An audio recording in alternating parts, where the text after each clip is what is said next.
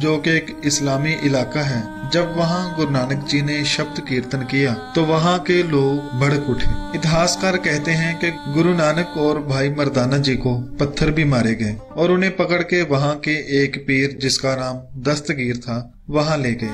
और उस पीर ने गुरु नानक जी से कहा, क्या फकीर, क्या तुझे पता नहीं कि इस्लाम में गाना बजाना वर्जित है? तो गुरु नानक ने उन सबके गुस्से का बहुत शांत रहकर जवाब दिया और कहा कि दुनिया के गीत संगीत में कुछ बुरा हो सकता है, मगर जो हम गा रहे थे वो तो उस अल्लाह का गीत था, वह तो उस मालिक के प्रेम में गाए हुए गीत थे।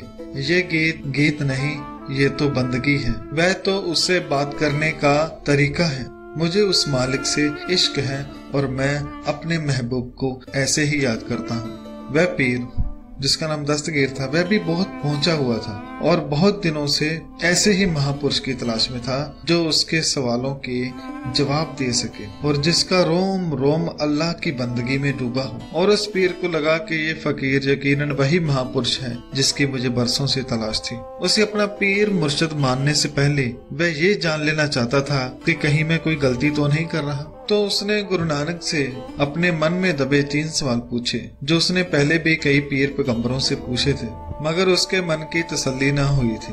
तो उसने गुरु नानक जी से कहा कि ऐ फकीर, मैं तुम्हारी बात की कदर करता हूँ और इन सब की तरफ से मैं माफी भी मांगता हूँ, मगर मैं तो तभी आपको एक सच्चा फकीर मानूंगा अगर आप मेरे 3 सवालों के जवाब दें। अगर आप जवाब देने में नाकाम हुए तो आपको इसकी सजा भी मिल सकती है। तो गुरु नानक जी ने कहा, मैं जानता हूँ तुम्हारे मन में बहुत सवाल हैं और तुम्हें बहुत बेसब्री से उनका जवाब भी चाहिए। मैं तुम्हें उनके जवाब दूंगा, मगर इस डर से नहीं कि मुझे सजा मिलेगी, बल्कि इसलिए कि तुम्हारे मन में चल रहे सवालों की लहरें शांत हो जाएं और तुम उस प्रेम के सागर में डुबकी लगा सको। गुरु जी ने कहा, पूछो क्या है तुम्हारे सवाल? तो पीर दस्तगीर ने कहा कि मेरा पहला सवाल है कि उस परमात्मा परमेश्वर अल्लाह से पहले कौन था? दूसरा सवाल कि अगर वो है तो वो रहता कहाँ है उसका स्थान? और मेरा तीसरा सवाल है कि अगर वो है तो वो करता क्या है? कोई काम करता भी है या नहीं? अगर फकीर तुम मुझे इन सवालों के जवाब दे दो तो मैं आपका बहुत आभारी रहूंगा। गुरुजी ने कहा कि आपके सवाल इतने कीमती हैं जितने आपके पास पड़े हुए ये मोती। मेरा जवाब इन मोतियों में छिपा है। सब लोग वहाँ देखने लगे। गुरुजी ने कहा कि इसे एक थाल में डालकर यहाँ लाओ और मुझे गिनकर बताओ कि ये कितने हैं। तुम्हारा जवाब इसी में छुपा है। तो दस्तगीर बड़ा हैरान तो हुआ, मगर उसने वैसा ही किया जैसा कहा गया। वह थाल में भरकर उन्हें गिनने लगा। अल अतनीन तलाता अरबा, यानी अरबी में गिनने लगा 1 2 3। गुरुजी ने उसे 3 पर ही रोक दिया और कहा कि तुम गिनती गलत कर रहे हो। दस्तगीर बहुत हैरान हुआ। उसने कहा कि मैंने बिल्कुल सही गिना है। गुरुजी ने कहा नहीं, तुम फिर से गिनो। उसने सोचा कि शायद मुझसे कुछ गलती हो गई है। वह फिर से गिनने लगा 1 2 3। गुरुजी ने फिर रोक दिया और कहा कि ऐ दस्तगीर, तुम तो इन लोगों के लिए बहुत बड़े पीर हो और फिर इस गिनती में चूक क्यों कर रहे हो? पीर ने थाल में पड़े मोतियों की तरफ देखा और फिर गुरु नानक की ओर थोड़ा सोचा और फिर कहा, ठीक है, इस बार जहां मैं गलती करूं आप वहीं मुझको रोक देना ताकि मुझे समझ आ सके कि मैं कहाँ गलत हूँ। तो गुरुजी ने कहा, ठीक है, तुम गिनती शुरू करो। तो उसने गिनती शुरू की। जब उसने 1 कहा 1, तो गुरुजी ने उसे वहां ही रोक लिया, हाथ पकड़ लिया और कहा कि तुम यहाँ गलत हो। अब पीर भी हंसने लगा कि मैं तो समझा था कि आप बड़े फकीर हो, आप बाबा हो, मगर आपने तो मुझे 1 पर ही रोक दिया। भला 1 में क्या गलती है? गुरुजी ने कहा, यही तो गलती है। तुम 1 से शुरू कर रहे हो। तुम 1 से पहले शुरू करो। तुम 1 से पहले शुरू क्यों नहीं कर रहे? तो पीर ने कहा कि 1 से पहले तो कुछ नहीं है, सब 1 से ही शुरू होता है। गुरु नानक जी ने कहा, यही तुम्हारे पहले सवाल का जवाब है।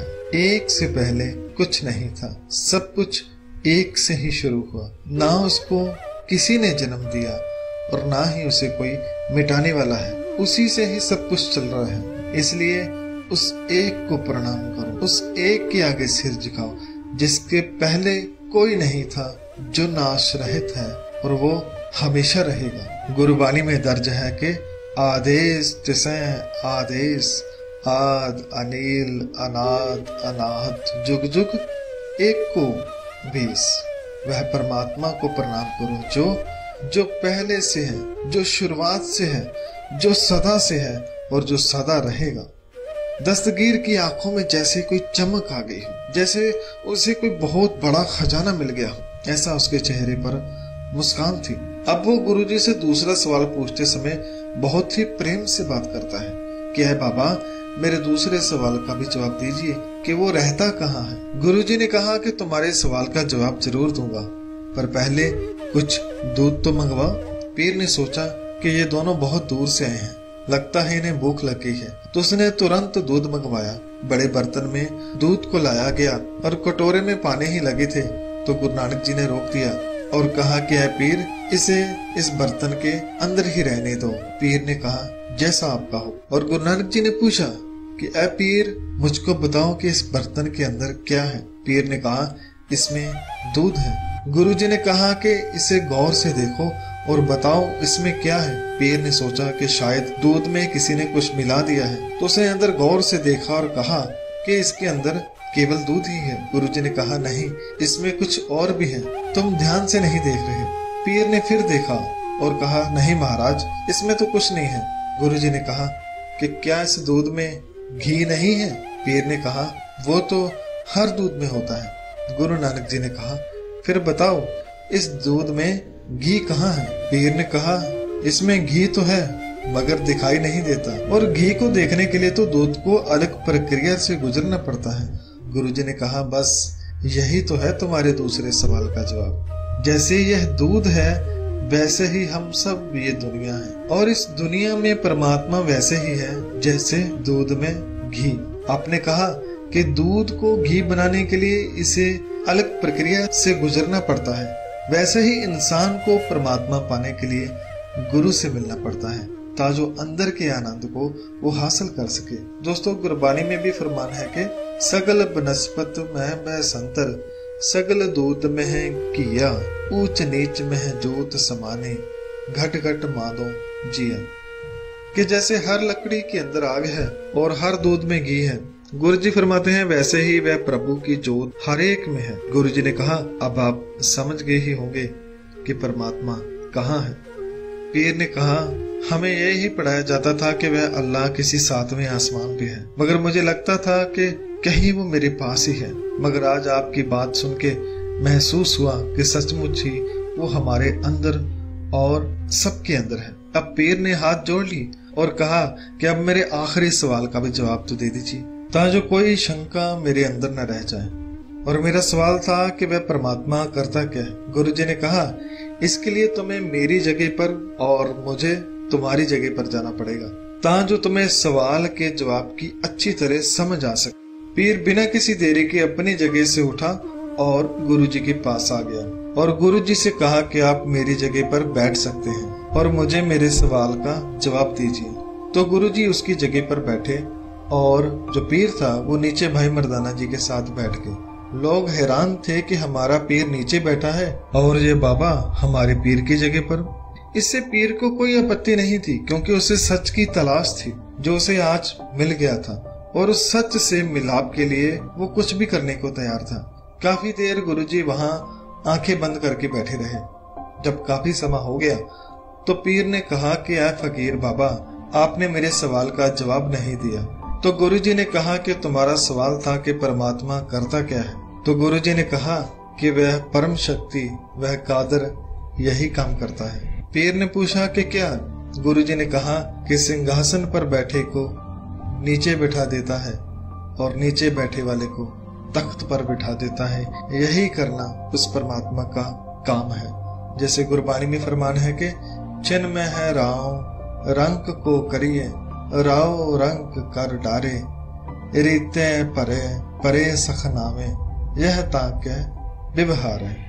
ये उस परमात्मा का व्यवहार है। वो परमात्मा एक क्षण में कंगाल को राजा बना देता है और राजे को कंगाल। वह चाहे तो खाली बर्तनों को भर देता है और भरे हुए को खाली वह चाहे तो मूर्ख को पंडित बना देता है और चाहे तो पंडित को मूर्ख। ये परमात्मा जिसने ये सारे संसार पैदा किया है सब उसके हुक्म के अंदर ही है।